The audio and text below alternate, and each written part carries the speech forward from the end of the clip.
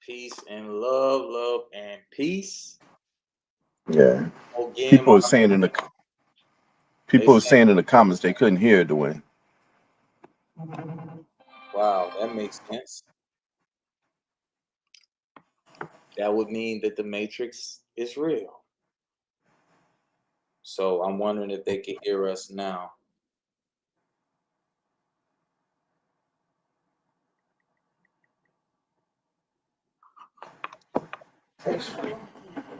What I'm seeing is him boxing. Without further ado, we want to bring on the goddess of wisdom, the oracle,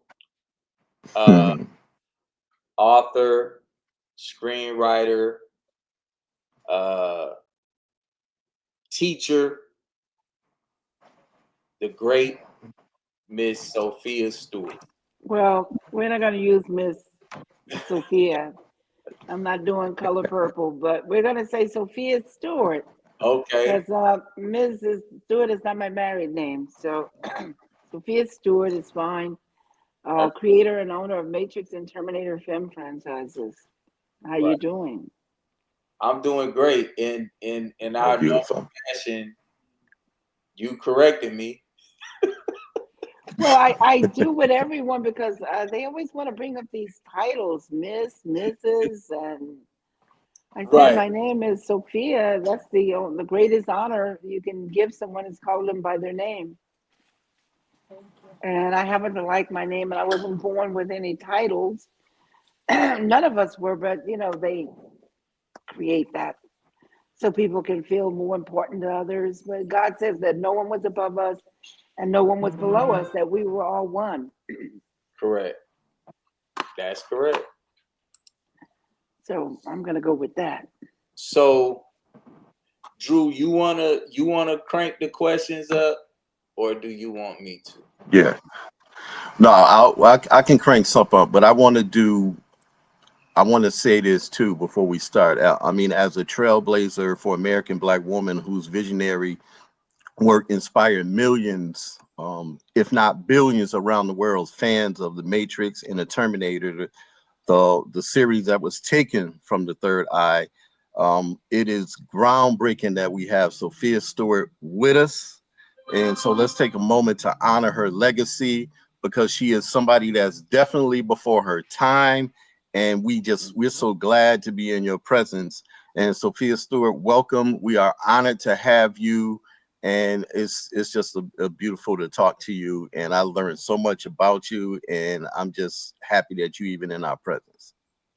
Well, thank you guys for having me, and I appreciate being on your show today. I want to say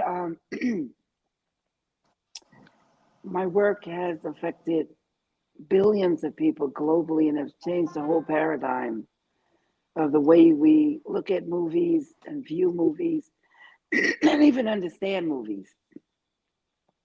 Correct. Correct. Right. I wholeheartedly agree with that. From my vantage point, being somebody that had already had my travels in the military and having a top secret clearance and knowing kind of like what it was to go behind the curtain. Um, when I watched The Matrix, the first one, I paid to go to the theater about 5 times Wow. because I was so affected by it because, and at the time, the woman who I was with at the time, she was like in the movie, and she like, babe, let me watch the movie, and I'm like, no, you don't understand, babe. This is the type of stuff I be trying to explain to you. We live in a world that's not really the real world. This explains what I've been trying to tell you this whole time. So we about to get put out of movies and everything. So it the to for me the first time, I watched it, it just from then on I just was completely and totally changed. So much so that of course, that this is my logo for my teachings, and the cover of my books is the handful of red pills. So Oh, yes. red and blue pills. Yeah. And me and Sophia actually share a similar story because I have this scar right here on my forehead that I got when I was like 3 years old. Oh, wow. So I busted my head open trying to be a wrestler in my grandmama's house, and I was jumping off a stool and I landed on her bedpost and it hit me right here. So all my homies that always thought I was a weirdo, I just always saw everything different because my pineal gland was never closed. So now I Well, understand. it would probably open because mine was open when my brother shot a bow and arrow. We were both Ooh. little kids, probably 3 or 4 years old, but we were not in school yet, so we was like 3 or 4, and it opened up my third eye, and a little tinkle of blood came out, and this is why how the Tibetan monks open up the third eye. They'll take a student and discipline that student, and so they can protect the Dalai Lama over in Tibet, and then they will take an artificial and open it up so they can start seeing. That's why my book is called The Third Eye, Matrix and Terminator, and that's where the Matrix and Terminator films come from. My book. I've written 4 books on Matrix and Terminator: The Red and Blue Pill, I'll Be Back, The Dialogue, The Terminator Wrapped in Flesh, Killed but Cannot Be Killed, Neo, The One, the characters, the oracles. The oracle is me. All that comes from me.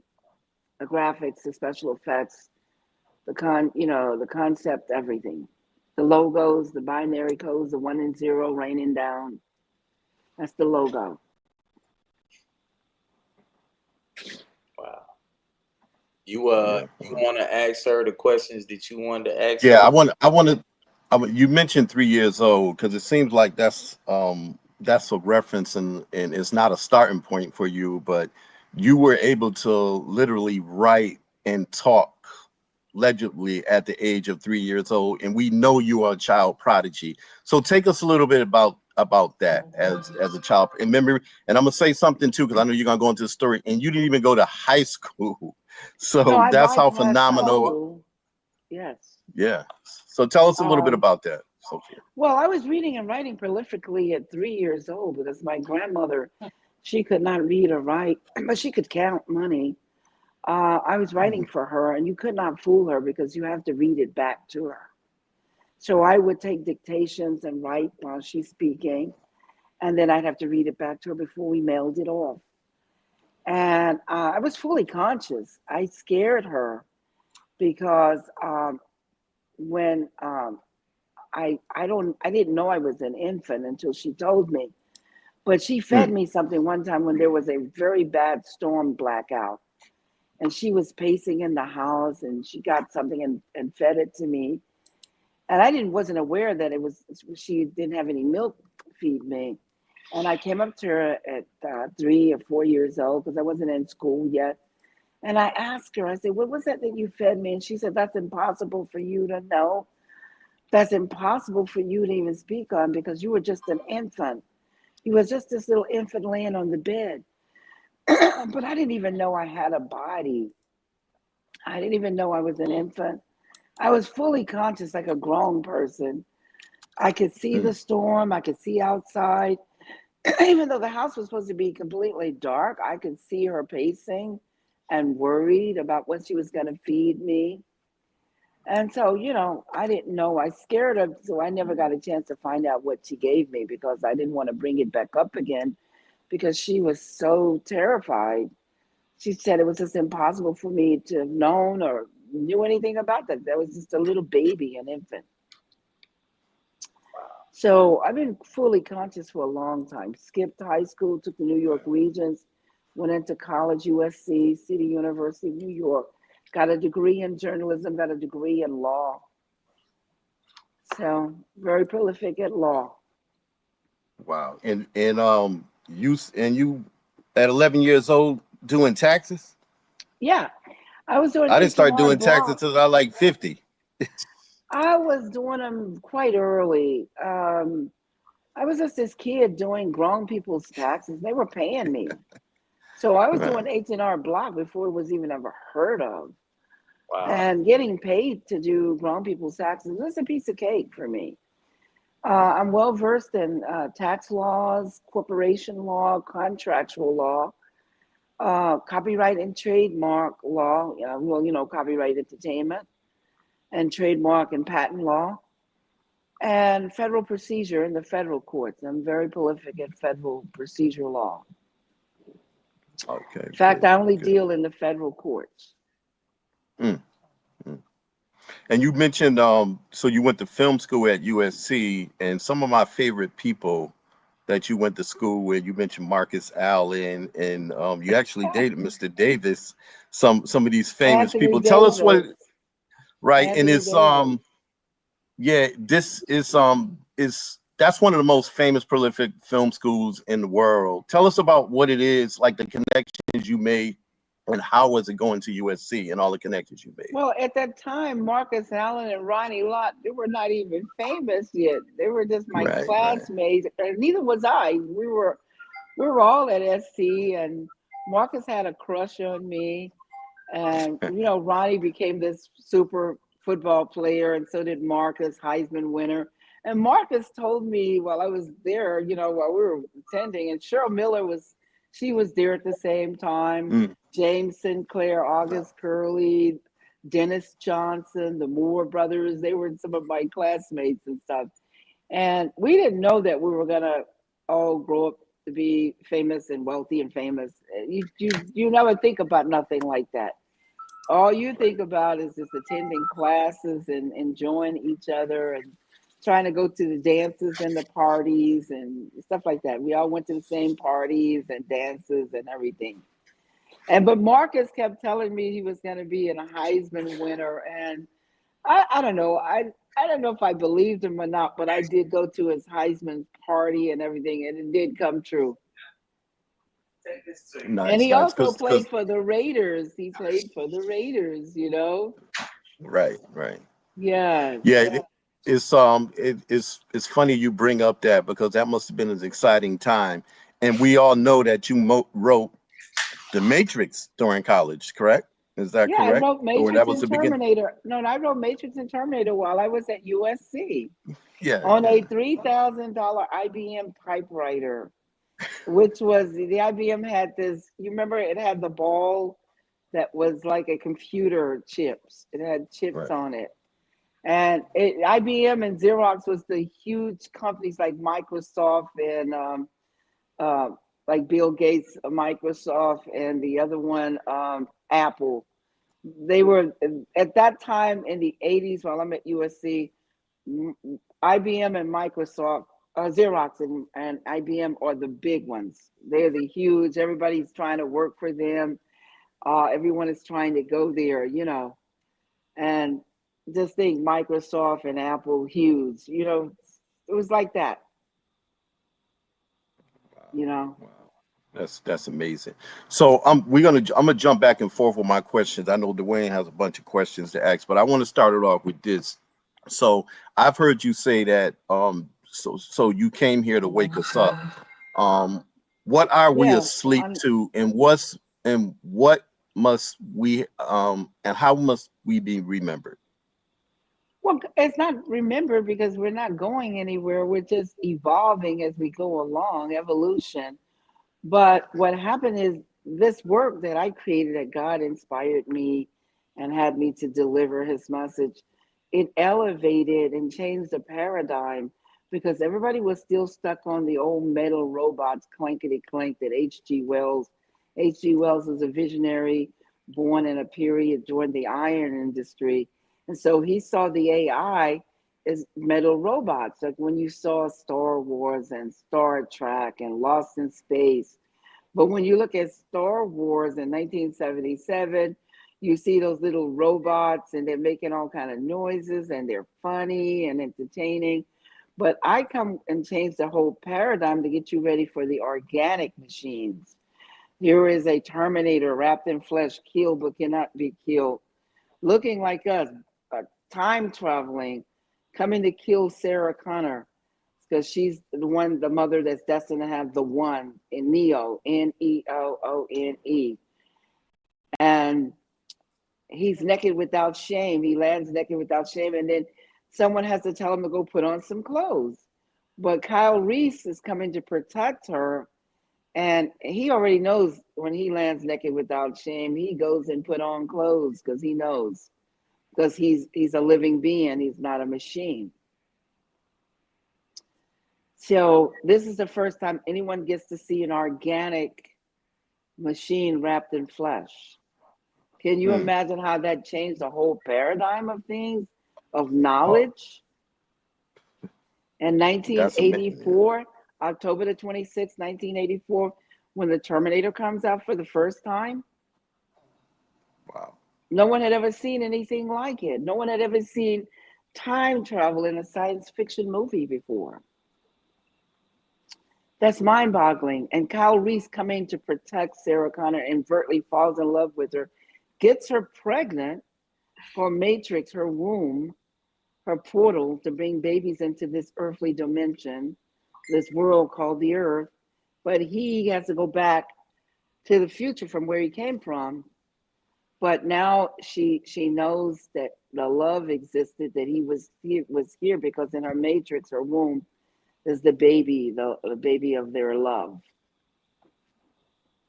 JC, John Connors, who grows up to be Neo, one and the same in the Matrix. Past, present, and future time travel. The Matrix is the future. 7,000-year-old Latin word for the woman's Stargate portal. The difference between the man and a woman is not the vagina and the penis. It's the womb. A woman can have a baby and a man will never, ever have a baby. Dr. Frankenstein is a liar. We came out of the womb of a woman, not out of the ass of a man. Right. Can you explain to me or explain to the family that's listening, when I call you mother, why you say not to call you mother, but why every woman should look at themselves as mother? Yeah, because Mother of the Matrix was a tagline that this reporter tried to pin on me. And I told him that every woman is the mother of her matrix, because every woman becomes a mother when she has a baby. And we all have these matrix wombs, and we have these umbilical cords called the feeding tube that is connected to the baby. And this tube is there until the 10th month. If the baby is not out of our womb matrix, by the 10th month, we both will die. So the baby has to be born up to 9 months. But sometimes the baby has to be born by C-section, has to be cut out of the woman's womb because of, he's inverted, and you can't get him out for whatever reasons. And so that's why some women have C-sections. But that's the difference with mother. Every woman is the mother of her womb. Every woman is the mother of the matrix, because we're the only ones that have babies. Matrix is a 7,000-year-old Latin word for the woman's Stargate, her portal, to bring babies into this dimension called the Earth. And we're the only ones, besides the female animals and so forth, they have matrix wombs also. They have babies. Females having babies. I think it's mothers. Important. I think it's important for women to harness that energy and that power, because I think a lot of what's wrong with the world is that it became so patriarchal in so many ways, and we lost the original matriarchal order. Well, a lot of people never understood it. I think the Dr. Frankensteins were lying to these people, because the doctors know that we have the stargates, that every woman is the mother, because calling me the mother of the matrix is like saying I'm the mother of nature, that I'm the only one that's birthing all the babies, including the animal babies, which doesn't make any sense. No, I'm every woman and every female animal is the mother of their womb, because we're the only ones that are birthing babies, and without the womb, you would not have any babies. Correct. Without the feeding, the breast milk, we females have the breast milk to feed the babies. And we have the umbilical cord, the longest the baby's attached to us up to 9 months, 36 weeks, we're feeding that baby. So that's the difference between a male and a female. Now, I know the doctors and scientists will never tell you this. And I know sometimes when you hear this, it's amazing. Am I right on that or not? Absolutely. Right. But Go ahead. someone needs to tell people what the matrix really is and unplugging and coming out of the programming. Right. Yeah, go Right. ahead. You were going to ask what question? Yeah, you said the book didn't come before me. I wrote this book. What does that reveal about you and what's encoded in you? It's kind of like a little bit what you were saying. So you can go into a little bit more of that? Yes, because people always often ask me, well, what research did you do? What books did you read? And I would tell them the book didn't come before me. I came before the book.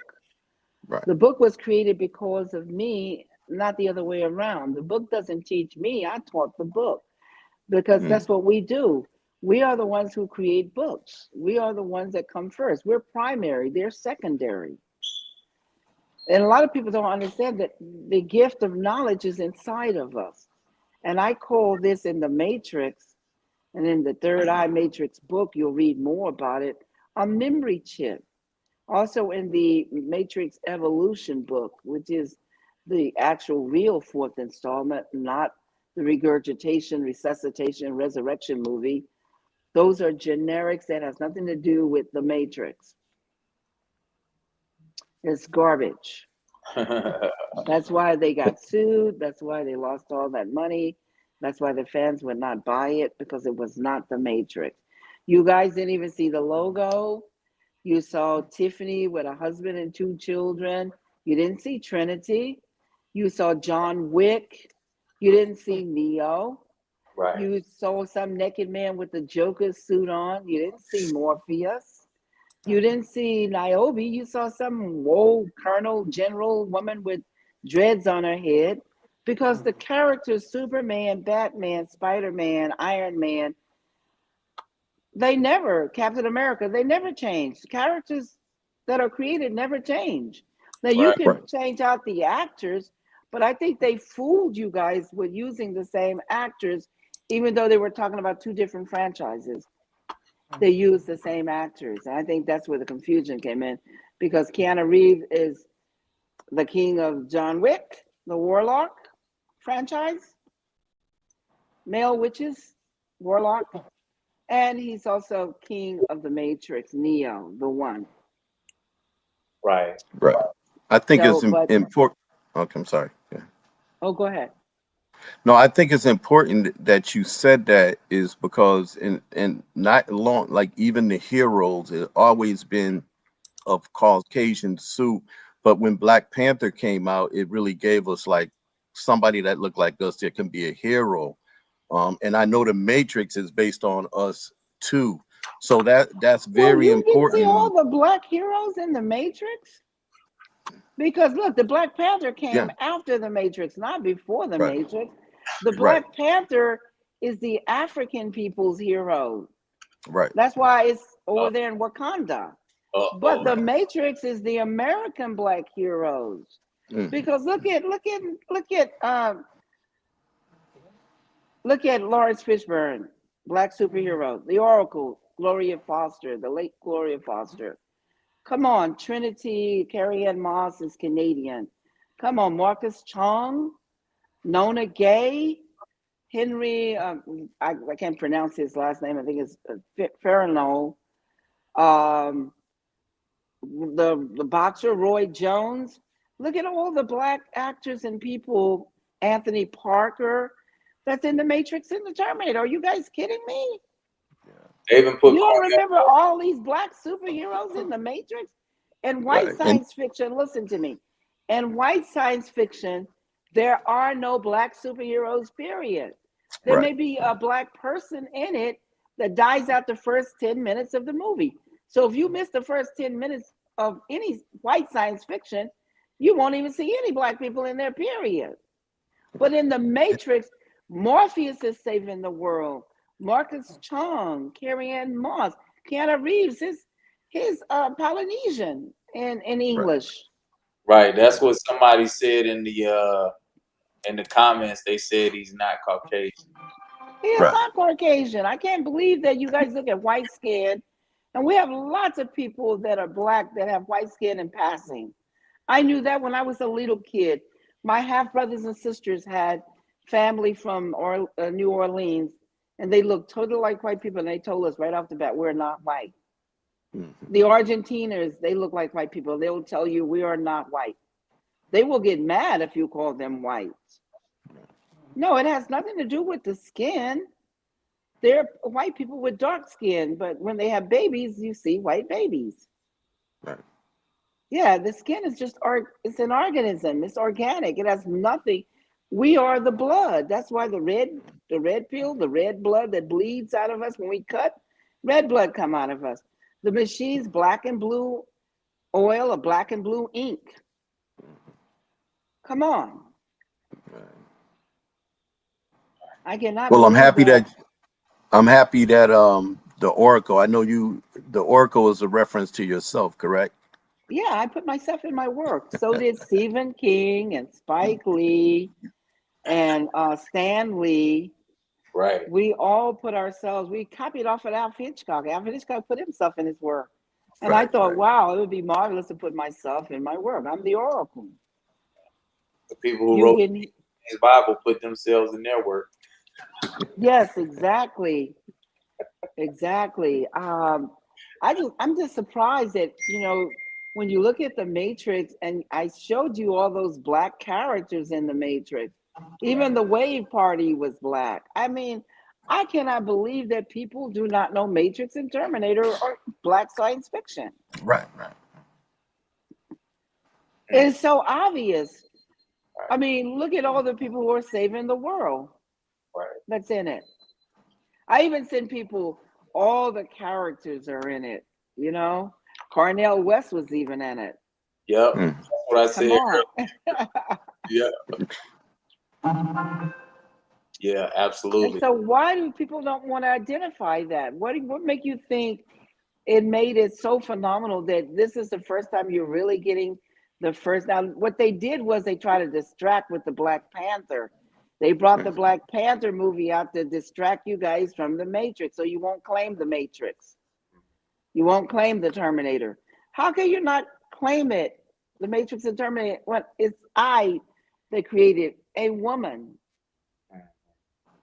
Well, that's A what I'm woman saying. of color, Yeah. Cherokee, Portuguese. Right. We claim it because you wrote it. We claim Yes, that. So, Right. yeah. Absolutely. Right. yeah. Yeah, Drew, get your questions out, Drew, before I take over the show now. All right. Once No, we get it rolling now, I'm telling you now. Me and this no, I woman know you. on for 3 hours. It feel like 15 minutes, so I'm telling you. So, All right. So I'm gonna ask you this too. What does it mean when you say all knowledge is within us? And how can we tap into the truth? Because I know Well, you're all about your truth. yes, because all knowledge is in us. When I told you about the memory chip, we all carry a memory chip. Some people call it deja vu. Some people call it the ancestors coming back because we live many, many lives, reincarnation. You know what I'm saying? But all knowledge is within and it comes out of us. Why do you think all the people are co-creators, the great inventors? And you know a lot of them that created the vacuum cleaner, created satellites, created GPS tracking, all kind of things. These people of color have created the most magnificent things. Tesla is black. Abraham Lincoln black. You know how you can tell Abraham Lincoln is black? Go into your pocket of change and pull out that black copper penny. Mm. He's on that black copper penny facing another direction from the other presidents. You cannot mistake that. He's on a copper penny. The only black president's on a copper penny. right. How can you not know that? Handsome, There was a black house before it was a White House. It got burnt down in 1812. And the one that you see now is the second house. Like George Washington was the first white president, but he wasn't the first president. He was the first white president. Right. And the White House is the second house. Right. They painted it white and called it the White House. But it used to be a black house with Hanson and Jackson and Jefferson and Coolidge and Hardin and Lincoln. These are the presidents that were black with mixtures. Mm. You don't know the history? I didn't know that history. Yeah, I didn't. I there were several black presidents before Obama. Yeah. Several black presidents. In fact, the first president of the United States was a Moore. Hanson was a Moore. He's on the $2 bill. Right. All of the black presidents are on the lowest denominations of money. When you look at Jackson, he's on a $20 bill. I think Jefferson is on a $10 bill. Eisenhower, he's black. He's on 10 cents. Oh, wow. Yeah, look at all the lower denominations of money, and you see that.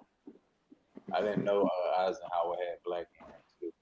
Yeah, Eisenhower was black. You can Google him right now, and you can see his mixture. Because they had this little thing that if you had one drop of black blood, you were black.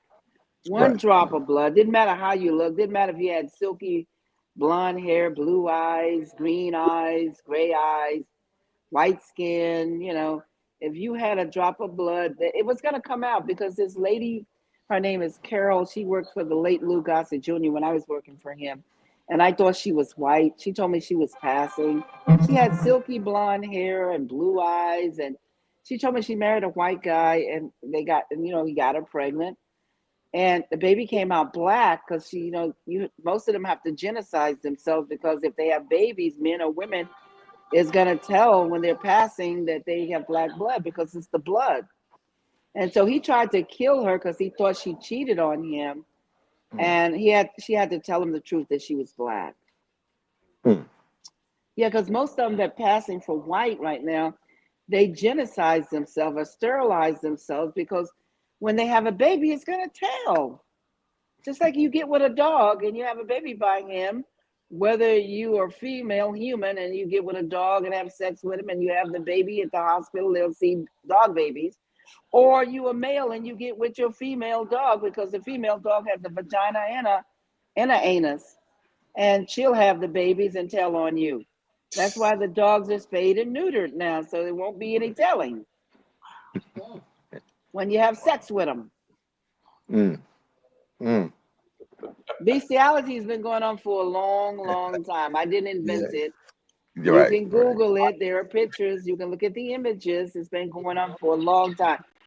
Pig valves working in people, dog babies, pig babies, goat babies, sheep babies, cow babies. There's all kinds. Yeah. And it goes both ways. Males having sex with animals and females having sex with animals, or animals having sex with humans. It goes both ways. The two lineages that God was speaking about. There wasn't no black and white. I know Dwayne. Right. I know Dwayne has a few questions, but I want to jump into some legal stuff real quick. I know they sent like 4 law firms after you and you still tore them up. No, they didn't send 4 law firms. They sent 4 law firms to help me, to sabotage me, but they came in peace. They came in peace, but they were sent to sabotage me. But later on, when I went after everybody, I got them also at the same time. I won 2 default judgments. My first default judgment was against the 4 attorneys because they came under one contract. Jonathan LaBelle kind of hired the rest of them. They were his agents. Excuse me, the late Jonathan LaBelle was a New York law firm. Excuse me, and the late Gary Brown, Pasadena law firm. Dean Webb, a RICO criminal law firm, Washington State. And then, of course, Michael Stoller had 2 law firms, a Beverly Hills law firm and a Hidden Hills law firm. And then Warner Brothers had Snow Montague, which had 110 attorneys. and they had put a lien on me for almost $500,000. It was 300 and some $1,000. But I won that. That was the default judgment, docket 288, against the defendants, Warner Brothers and all of them. And I also liened up $3.5 billion of all their properties, holding companies, businesses, houses, and everything. You can look at the liens. It was Judge Joe Brown, when I interviewed with him, said they were good as gold. So I'm a banker. And I can lien up another $1.6 billion because I proved in the court case that I won September the 25th, 2014, 11 years ago. You guys are behind time. I won this 11 years in a federal court, 2 default judgment, got 2 judges recused off the bench, a federal judge and a magistrate judge, female and male. Right. So I won a long time ago, yet they're hiding it from you guys and keep telling the same old stories on the internet. The internet is a distribution platform. You got to go to the news archive. That's where the real news are, in the news archive. Yes. Well, it's funny when we try to go, they pull them. It's a lot of the stuff is taken down, and even when we were talking before, they had one case and article saying about plagiarism, and we knew it wasn't plagiarism because that's not what you sue for. You sue for the copyrights. Yeah, well, it was. I didn't sue for the copyrights. I own the work. I own by copyrights. I own the trademark. What I sued for was the money. They stole the money from me, because it's just like somebody take your DeLorean out of the yard. You own the DeLorean at the motor vehicle. The DeLorean's in your name, but someone just take it and go make $1 million off of it. Well, when you sue, you're suing for that $1 million that they made off the DeLorean, not for the DeLorean. Everybody already knows it's yours. Right. You already have ownership to it. Right. It was a criminal case from the beginning, counterfeiting. Right. Because they adapted my copyrighted script and copyrighted book into those movies and those franchises. Right. So the I'll Be Back, the Red and Blue Pill, all come from me. The concept, the binary codes of the 1 and 0, writing down the logos, the characters, the graphics, the special effects, they all come from me. The Terminator, naked without shame, wrapped in flesh, killed but cannot be killed. All of that creativity and characters and graphics and so forth come from me. I already had a copyrighted book already out published and selling before they were adapted to the screen. Lords of the Ring book, Lords of the Ring movie, the Maze book, the Maze movie, the Gravity book, the Gravity movie. All of these phenomenal movies come from books. V for Vendetta, Alan Moore's book in the movie. Cloud Atlas, David Mitchell's book in the movie. You see, Lord, like I told you, Stan Lee and Marvel. Marvel came from Stan Lee. It was already there many years before it became a movie. A movie is just a film, a derivative. Nobody wrote it. You can take your phone right now and go out and start filming, but you didn't create the source work that you're filming. You're just making a derivative, which is secondary, not primary. I'm primary. When I have babies, they're secondary. They didn't come before me. I came before them.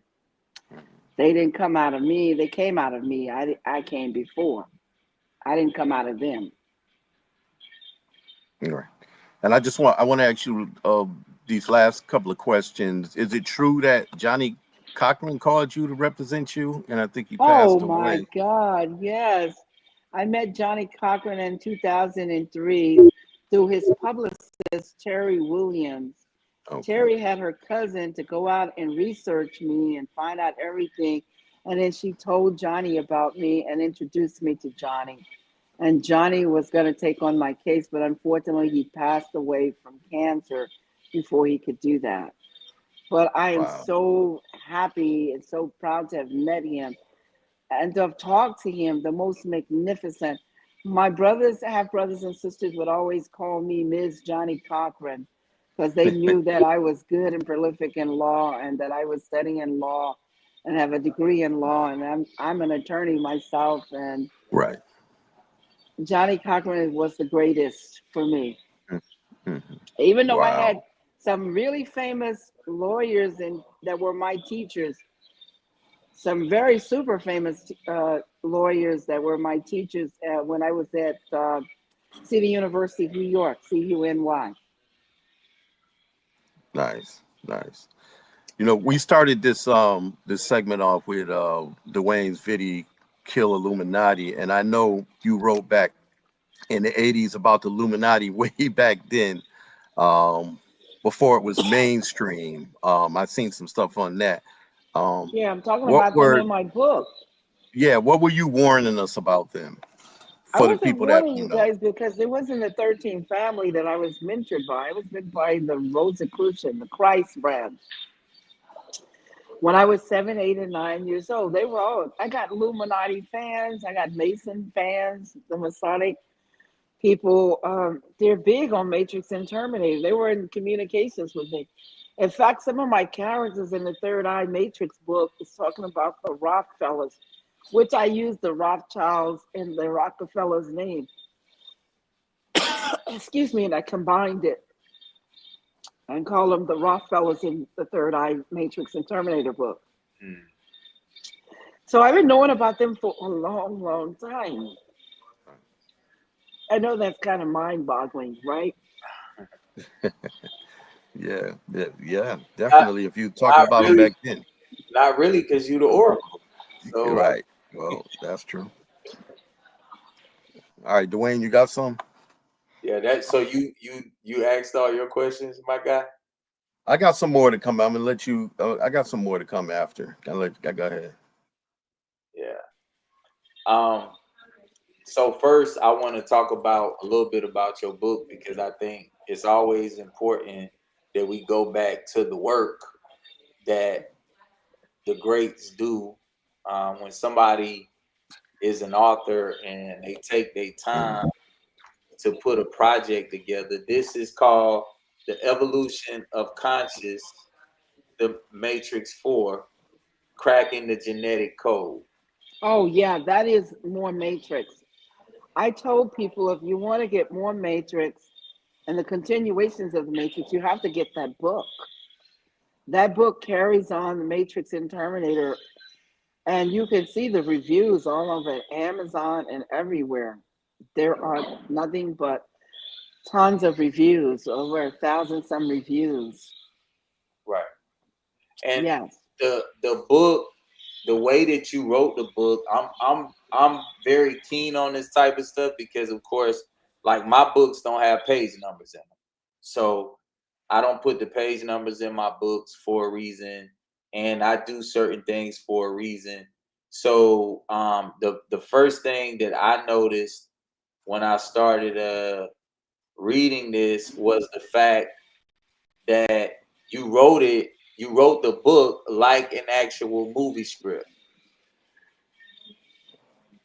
Yes, I did. I did that to give people a visual. Right. You know what I'm saying? A visual so people could actually be interfaced in the work so they can actually participate.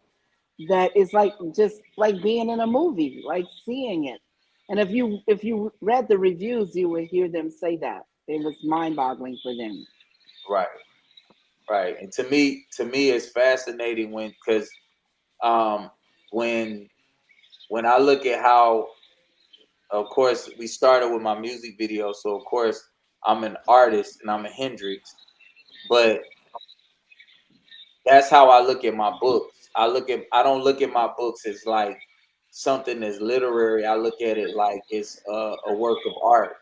So what I tried to incorporate was something that would make when I the way that I wrote it, I wanted to be interpersonal to and interactive, like you just said. This was tripping me out that you said that same word because that's what I wanted it to be. I wanted it to be different for everybody that read it because people are encountering the work at different phases in their journey. And I know that when I would go see The Matrix, for instance, I was watching The Matrix with somebody who wasn't aware of a lot of the things that I was aware of. So I know the interaction that I was having with the movie was different than what she was having. So, can you explain like why that part is so important and why the writers are so important? I don't get your question quite. Okay, What? so like, okay, why is it why are writers so important? Because I know you told me a long time ago that the writers are really what drives Hollywood. Right. Well, yes, because when writers go on strike in Hollywood, you get what do you get? All the old stuff, the Three Replays. Stooges, you get King Kong, yeah, you get replays, reruns. You get all kinds of stuff that because they need material, they need new material, they need the writers. Without the writers, you have nothing. Right. You don't have a Hollywood if you don't have writers. And the more prolific the writer is, the greater the work on the screen, the greater there's going to be franchises. And you see a lot of the franchises have disappeared mainly because they're not paying those writers. They're not getting involved. Maybe they're stealing some of their writers' work. And when you steal people's work, you can't eclipse somebody's work. All you can do is mimic the old stuff they wrote 20 or 30 years ago. Just think about the late Michael Jackson and the late Prince. All you can do is imitate them. You can't eclipse their work. You can just copy and do their old stuff. The only time something is going to go further is when the creator is still alive. If Picasso was alive now, you would just see more Picassos. You wouldn't see people trying to copy his work or imitating his work. You would see new work. So every author or creator on this earth is going to eclipse their work and it's going to keep going better and greater. That's what the deal is. We have enough power. That makes sense. Yes. I wanted to ask a specific question about the agents. Yes. What about them? Okay. Because this was my interpretation of it when I was watching it. When the agents are inhabiting the bodies of other people, is that a representation of people being connected to the matrix? Is that a representation of people who are operating in their lower self or lower vibrations? Well, agents mean there's people who like Cypher who want to lie and kill instead of dealing with truth. You could take the blue pill and see how deep the rabbit hole goes of truth, or you could take the blue pill and just go to sleep and deal with the lie and believe the lie or kill and stop others from finding out the truth. That's what's going on right now. Either you're finding out about the truth or you're dealing with lies and you're trying to prevent it. When you cut a person of God's children, you cut somebody, and the red blood come out of them. And the machines, it's blue and black oil comes out of them, or blue and black ink. When you got a grade in school, it was permanent when it was marked with the red marker. But when it was marked with blue or black ink, or blue and black ink, or a black lead pencil, the teacher could change your grade. When you put in things in the courts, it's marked with red, cannot be changed, cannot be altered. And that's what's going on. And different agents out here, good agents, bad agents, good judges, bad judges, good cops, bad cops, good people, bad people. Simply good versus evil. That's all that's going on. So there can be good agents as well as bad agents. Okay. They can blue pill you or you can red pill. Okay. The choice is yours. You hear what I said? The choice is yours. Right. Absolutely. The name Sophia. God's wisdom is Sophia is Greek for God's wisdom. Sophia is in the Bible. When you look up Sophia, it's in the Bible. It means God's wisdom. The wisdom of God is Sophia. Right.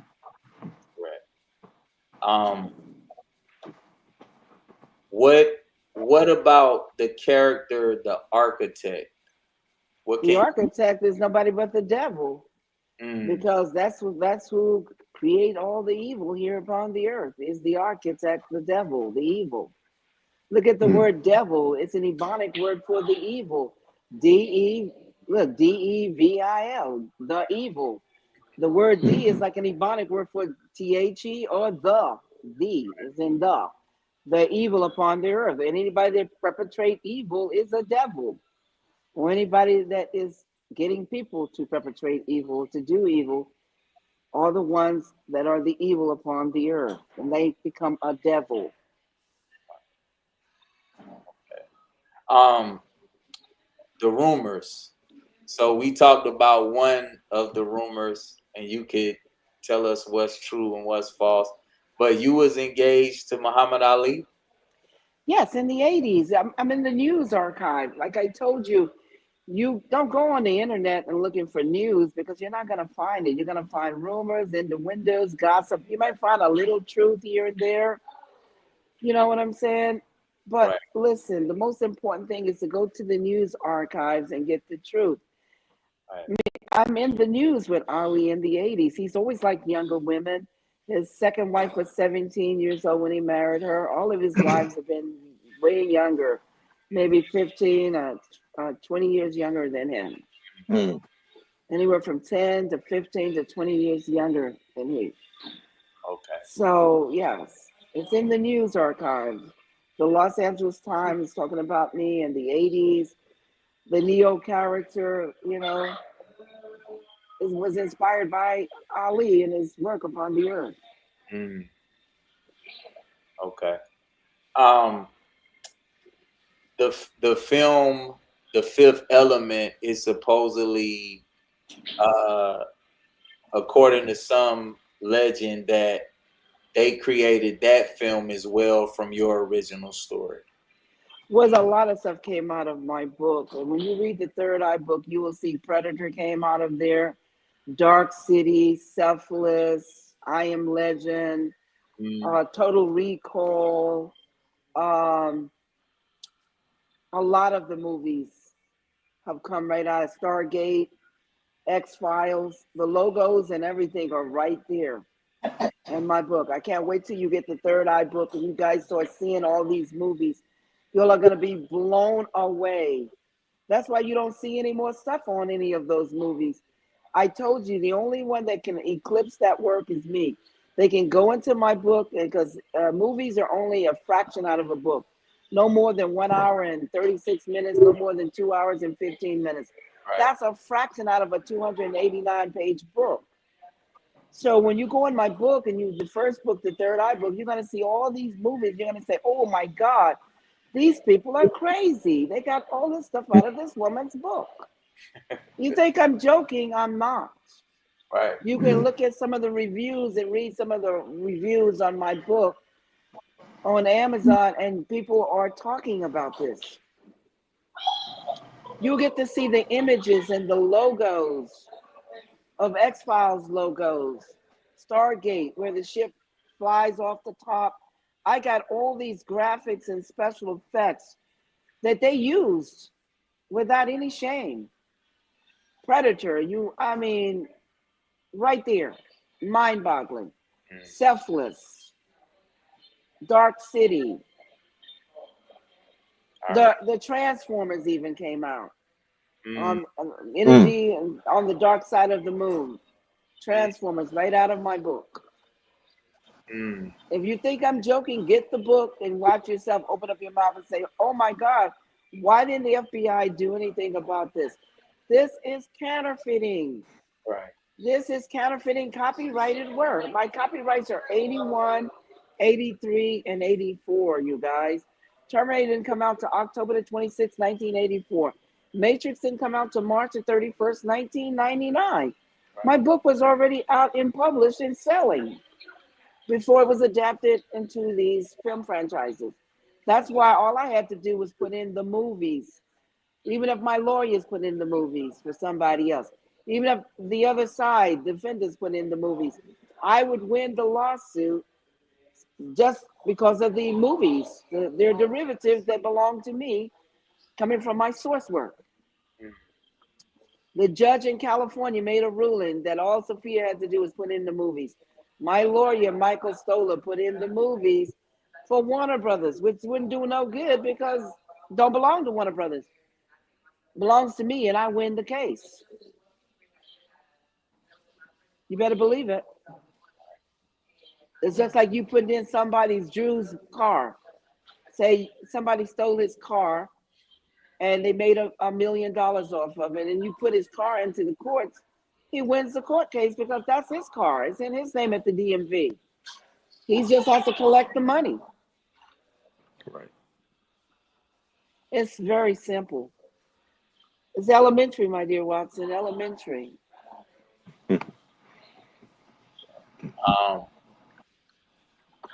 How important is it because the beauty of the Matrix 2 to me, it was that with all of the other action and excitement and sci-fi, it was still a love story at its core. Oh, yes. Right? Always. And me learning about the heart chakra, right? And then the fact that Neo lived at the heart of the city hotel, and the movie ended, that ending scene where he's shot and Trinity basically brings him back to life. Can you explain a little bit from your? Well, I made all that a dream. When you read the book, all that's a dream. It never happened. Neo never died. And we know that love resuscitates and resurrects everything. Love. Right. It's the bottom line. But I made all that a dream because it didn't make any sense with the Matrix and Terminator.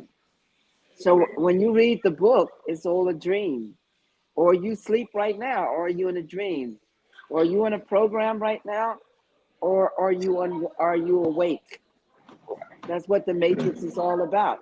Right. Unplugging you out of programming. Right. And bringing you into the real world. Right. Absolutely. Absolutely. And after watching the movie, that was one of the things that I started to question within my own existence and my own experience. Like, is this really real? Right. But what I wanted to make sure, the most paramount question I needed to ask you, because I'll never forget the conversation that you told me, what you told me about every person, no matter how evolved you think you are, every person needs love. It's true. Love is by far the greatest force in the universe. Without love, I think we would simply die here on Earth. Even the animals and so forth need love. Even the plants and the trees and the water, all these living elements need love and admiration. Admiration is love. And I think love is by far the greatest force. And when you listen to that song, the greatest love is when you love yourself. Because if you don't love yourself, no one else can love you. First love is loving self, loving God, and having more love. It's greater than any materialistic stuff upon the earth. Love. I agree. Drew, you got any more questions? Yeah, I want to ask this too. I know, did you send a script or the book to George Lucas, and what happened with that? I've never sent my book to George Lucas or my script. George Lucas has never requested that. When Star Wars were out in the 70s, the late 70s, 1977. I was this kid. I went to see it in Harlem because in Harlem we would go all the time to see different acts and everything at the Apollo Theater. But in the daytime, the Apollo would be a movie theater, and these brothers owned it. And we would go and see the movies, and I saw Star Wars, on the mannequin, the mask, you know, and so went and saw it. So no, I never sent my work to Lucas. No, my work went to Warner Brothers, 20th Century Okay. Fox, and Andy and Larry Wachowski, Mm, and James Cameron, and Gail Ann Hurd. mm, Okay. okay. Okay. Okay. And Okay. those were the actual brothers that got credit for the film too, correct? Well, they got credit for the film, but they didn't get credit for writing it or on it. They don't have any scripts with their names on it. They don't. They're supposed to be the directors, which John Woo, the FBI told me was John Woo who directed it. People that are nondescript and never done movies before don't come in and direct something like Matrix or Terminator. Right, That's never gonna happen. right, Full-fledged directors come in with the budget and they do that, right. but not amateurs and somebody that's just a joke. Yeah, No, they don't do that. No, but they don't have any, James Cameron or them, they don't have any copyrights, no trademarks, no films, no scripts, or nothing with their names of ownership or that they ever created it. right, You can look that up yourself through the Library of Congress and you won't find it because it would be fraud on the government and they would go to jail for that. It's just like I got a motor vehicle certificate saying that I own this car. And then you come in and try to put in something afterwards, they're going to get you for fraud. Well, you use Mike's birth certificate to get a driving license, they're going to get you for fraud. Right. You understand now? So you can't put nothing in at the trademark office. You can't put nothing in at the copyright office because my copyrights are 81, 83, and 84. They're already there. So if you come late in October of 84 or March the 31st, 1999, try to put something in, you're going to go to jail. Do you see what I'm talking about? You're coming in Yeah. late. How are you going to come in and claim something that's already claimed in the copyright office, right, already claimed at the trademark office? That's how it works. right. Sophia, I put the image Yes. up that you sent me. Can you see it on the screen? You put up what for me? The image that you sent me. Can you see it on the screen? No, what image did I send you? It's the image of Neo with his hand up, stopping the bullets, and then John Wick with all the guns pointed at his head. Can't see it, but wow. Okay, People need to see that. People really need to see that. I'm sorry I was drinking water, that's okay. Yeah. So but people need to see that. They really need to see that. Very important. yeah, can They you can see explain that why John Wick is not Neo. John Wick is a warlock. He has his own franchise played by Keanu Reeves. Neo Matrix franchise played by Keanu Reeves. There are two different characters. Characters never change. Spider-Man, Iron Man, Batman, Captain America never changes. Superman never changes. The Matrix characters, Trinity, Morpheus, look at the characters. They don't look anything like the regurgitation characters at all.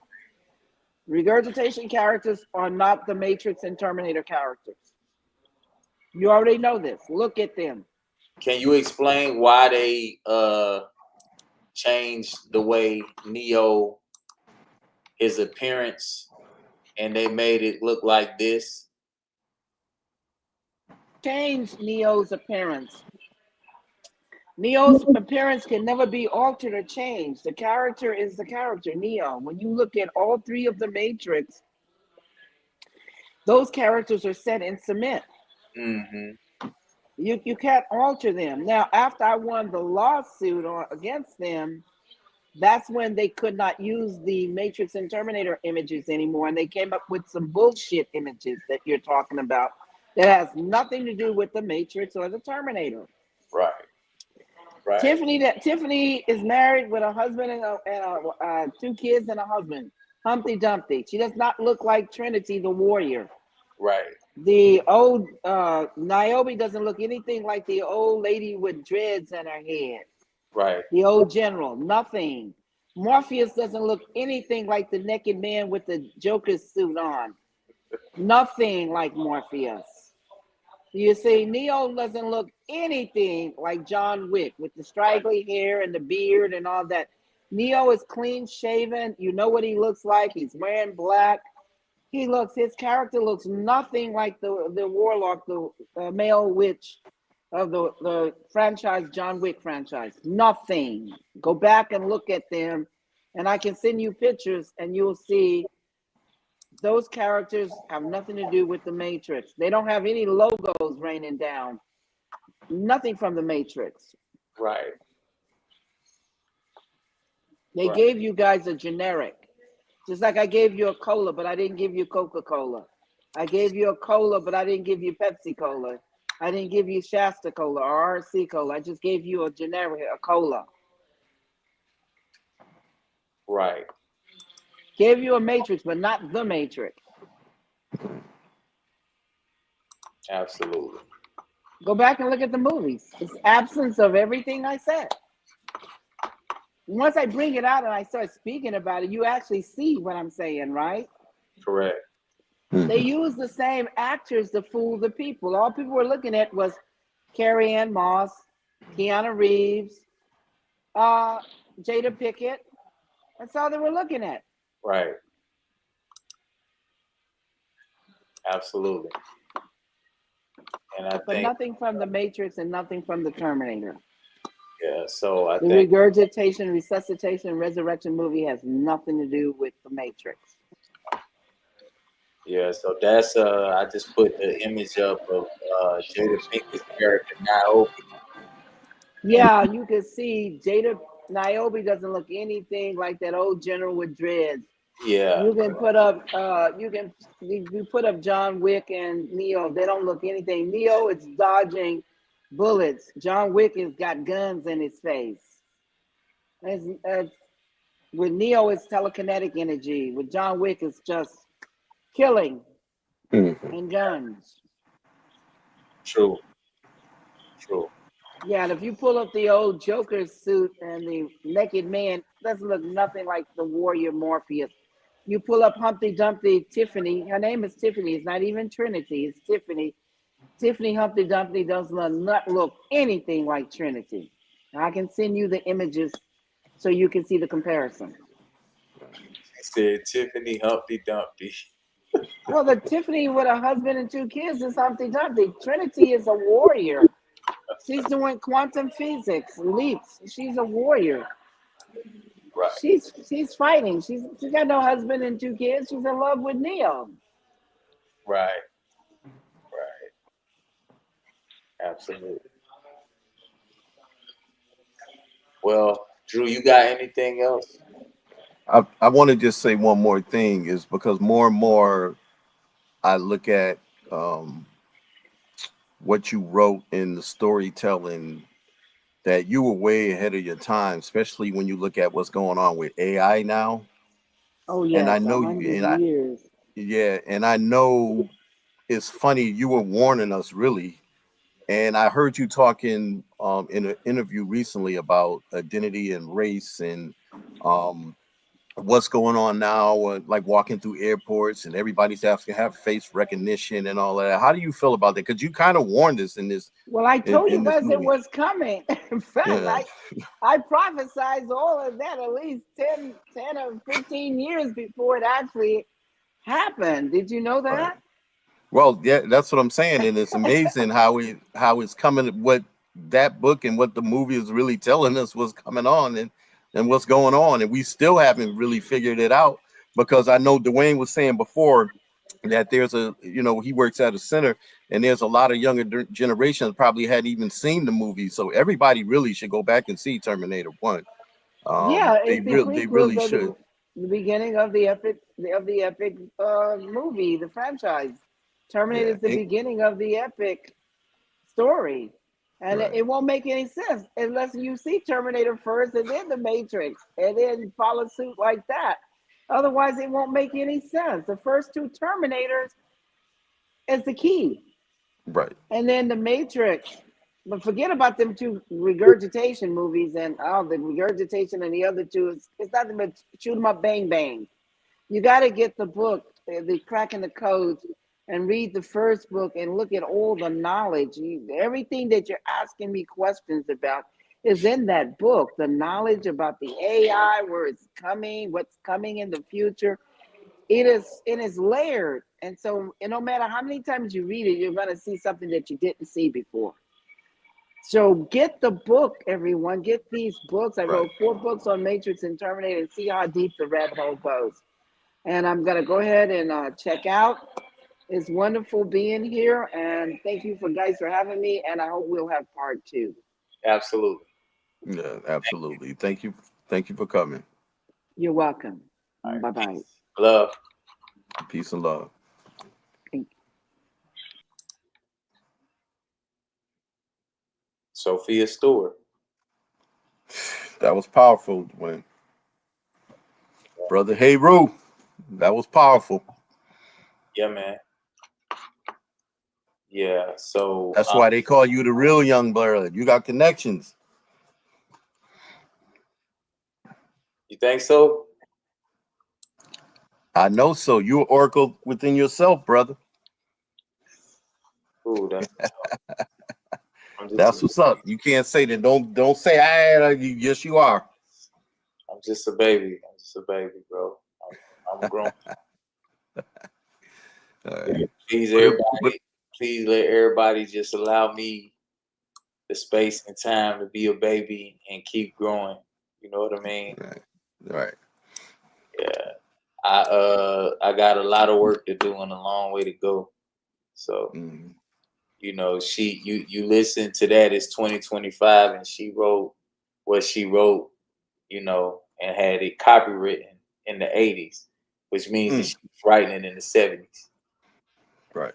Because it was the early 80s when she was getting it copywritten. You know what I mean? Right. So, you know, we got a long way to go, man.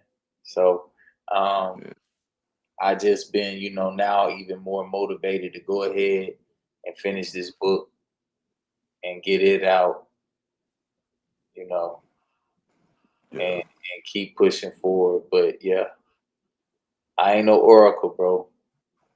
Definitely not. Matter of fact, I think you really technically got to be a woman to be an oracle. You know. Yeah. So as a man, you know, most men don't want to acknowledge it or recognize it. As men, we could be exceptional and we could be anointed. You know what I'm saying? But when it comes down to spirituality and being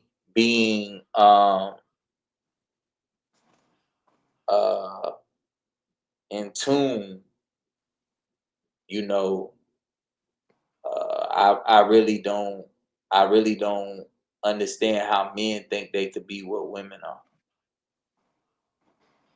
You know. Yeah, well, I mean, I would agree with you. Like you said, I mean, the mother key, all that, the womb, the earth, the portals, what they bring to us is something that we could never bring to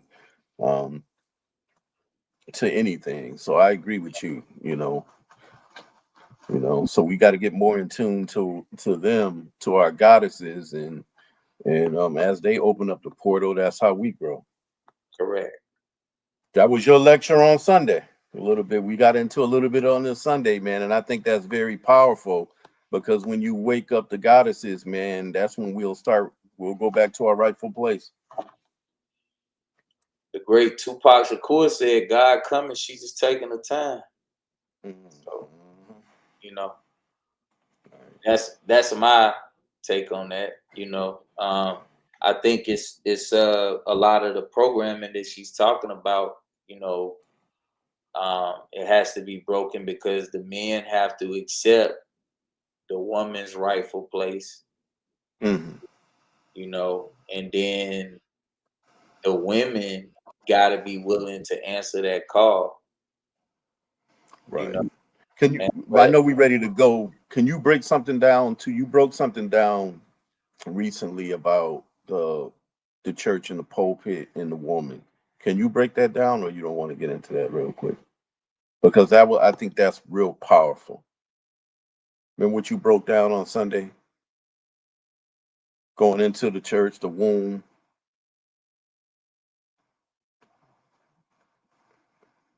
Did I freeze up or you froze up?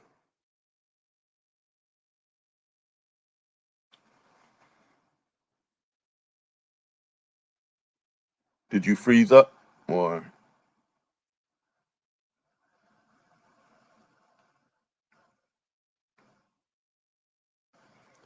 I don't know. I guess yeah. I guess I lost you. You froze up. I was. Did you hear what I said? No, I didn't freeze up, bro. Look, hold on. Let me see if I could. Uh, This gonna blow your mind, homie. Hold on. How I turn this? yeah. I'm on my phone, bro. Wow. I'm on my phone because whatever the hell you was about to ask me, man, lightning struck. Look, Oh wow. it knocked my whole PC offline. Oh wow. Wow. So what was Okay. you asking? Well, no, what I was saying before we break out, I know we got to leave. Before we leave, I thought that was very powerful how you broke it down with the church on Sunday with the woman in the pulpit in the womb. Um, can you break that down a little before we go? Because that's very, very powerful. Because I've been Okay. thinking a lot about that. And then we can get out of here. We'll be back next. Another thing too is next week we're gonna try to be consistent with these shows, and we're gonna be back on next week. We're just gonna really crank them out and be consistent with the shows. So we'll be here. I'm a lot better now, and we're gonna try to really crank them out. But could you break that down, hey Rue, real quick? Well, you gotta remind me what I was saying because I don't be Yeah. sometimes Well, even remembering. Well, you was talking about the same thing we was talking about the waking up of the goddesses and this the woman to figure out how to know how powerful she is, and then you broke it down to when you go into like if it was a church you go into and how they sit behind the pulpit where the pulpit is really like the womb or the Oh, yeah because when that you was when deep, you when you going into a church, right? right? Um, when you go into a church, the reason why, especially like the older churches, like the churches that we grew up going to, it Mm-hmm. has those doors that open up because that's the woman's labia. Mm, And that's why it's always a little dark room that's right there in the front before the ushers actually open the door, right? And walk you mm-hmm. down the aisle. The reason why the ushers always have the white gloves and most of the time are dressed in white because they're ushering you down the aisle as seamen, Mm, and you're actually going down a woman's seminal vesicle into what in ancient times they would call the holiest of holies, right. right? Mm-hmm. But the altar, the concept for the altar is a woman's womb. Right. And when you get to the altar and you see the choir wrapping around behind the altar, and then the deacons sit on this side and the deaconesses sit on that side, that's all symbolic of the fallopian tubes going to the uterus, Mm-hmm. you know. So hold on one second. Yeah. Oh, your computer must come back up.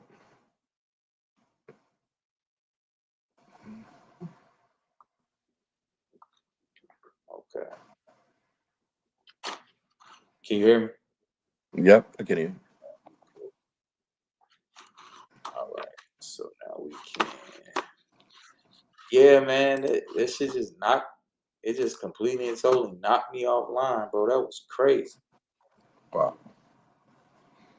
Did you pay attention to that my picture fell in the back and I everything? seen that. I thought you had like an animal or something back there, a pet or something. I looked back and it just fell. Oh my wow, that's I crazy. don't know if that was by coincidence because that your books seem like they packed in there pretty good. What the books? Yeah, the books and the picture. Is that the one that's on the wall right there? You had the or on the floor It's right still there? on the floor. It's still on the floor. Wow. Yeah, that's what you call it too. I'm talking about that joint fell, boy. It fell hard too. Yeah. I seen that. I Yeah, seen you jump around and look around like, yeah, like what's going on? Uh-oh. Somebody trying to tell you something. yeah,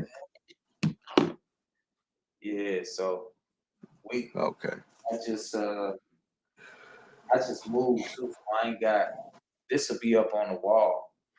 But that's the babies. Okay. What's up, babies?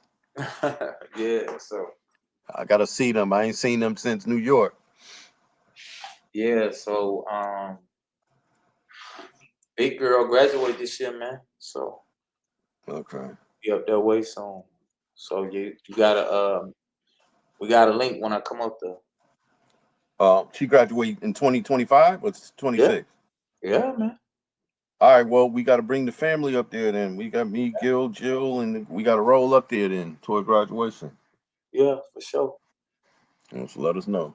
For sure. But Okay. man, yeah, man, we'll be back. Another episode of Alchemy Hour. Um, we'll be back next week. Next week. You doing better, young fella? Yeah, yes, I am healing. This yesterday made 4 weeks, Yeah. getting better. They Okay. said I'll be out 6 to 8, but looks like I'm getting better. I'm walking now, so I'm good. They took the centers down, bro. Yeah, it's still on YouTube though. Yeah. They didn't like usually they take my shit down and Facebook be so gangster, they be like, hey, bitch ass nigga, we took this shit down. They ain't even like tell me that. They just took it down. It's still up on my Facebook page though. Shit crazy, bro. Well, no, you know what? If they took yours, when did they take yours down? They must have just took it down. I don't know. I couldn't find it when I went out and was searching for it. Well, let me see. If it's on mine, I'll just share it to yours. But it's on YouTube. But let me see if it's on my page because I was sharing it with a few people. But I know they took you. You posted something recently about At Kids, and I went back to go get it. Probably like a couple of weeks ago, I went back to pull it and listen to it, and they took it down. Well, that's what they do when you provide an information. You already know how it go. Yeah, anybody want to come on the live stream with me and Drew before we go? I know Meg had a question she wanted to ask. I didn't want to put Mama Sophia on the spot like that and to Okay. bring people on the live stream. Well, I mean, she's open to part two, so Yeah, we'll just get her back on, and maybe we can just open it up to the audience this time. yeah, that's one thing about her too, though. She so everybody knows she was like, ask me whatever question you want to ask me. She was like, I don't care what you want to ask, just ask. Mm. Because we wanted to make sure it was cool to ask her certain questions. Cause she will get with your ass if you piss her off and you say the wrong thing to her. Like one time I called her, I said, yes, ma'am, when I first met her. Man, she went off on my ass. Don't call me that shit. That came from slavery. Don't call me. I'm not a slave master. Don't call me that. She went off, bro. I was like, damn, Right, okay. right. So she gonna let you fucking know. Like, don't call me that bullshit. I hear you. Yeah. Yeah. So did you get to ask all your questions? Not all of them, but You should have. I had a whole bunch of questions to ask. But Man, no, the most important ones were the ones that I asked her. So I wanted to get a little bit more into the lawsuit stuff, but she pretty much answered all of that. And I know it gets redundant sometimes. She keep at the same question, but a lot of these questions, some of these were like, when you asked her the Ali, that was new. And then the Johnny Cochran seemed like, because a lot of people haven't asked that question. But I found out some research. But there's some other ones. If we do part 2, we can ask some more. yeah. So I mean, Meg, she just not no 5 or 6 question person. I mean, when you do like the research on her, there's like so much you can go, and so much you can ask her, and so much she knows, and so much she done went through. Like you said, that's a 2-hour, 3 easily show that you can get into stuff with her. yeah. So I guess Meg, you having problems getting on? All you gotta do is click the link, and then it's gonna ask you. It's gonna ask you, do you want to enter the studio?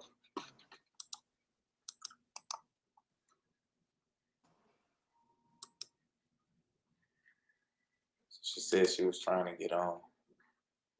It's 2025 now. Come on now, we got to get up with the technology, baby. Let me make sure that on my page. I appreciate that, Heru, from one Heru to another, my brother.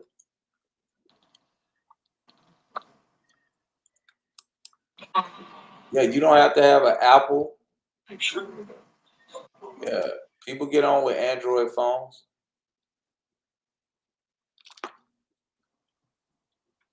I can't. Okay. All right. Well, she can't get on. Okay. Yeah.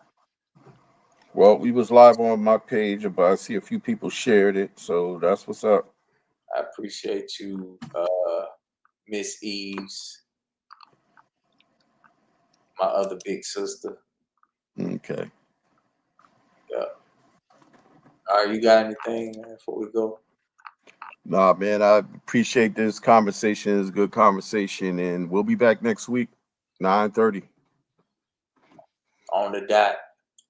Yes. So now I got to figure out why I didn't play the sound on the video. Okay, yeah, a few people said they didn't hear it. We seen it. Another thing they did.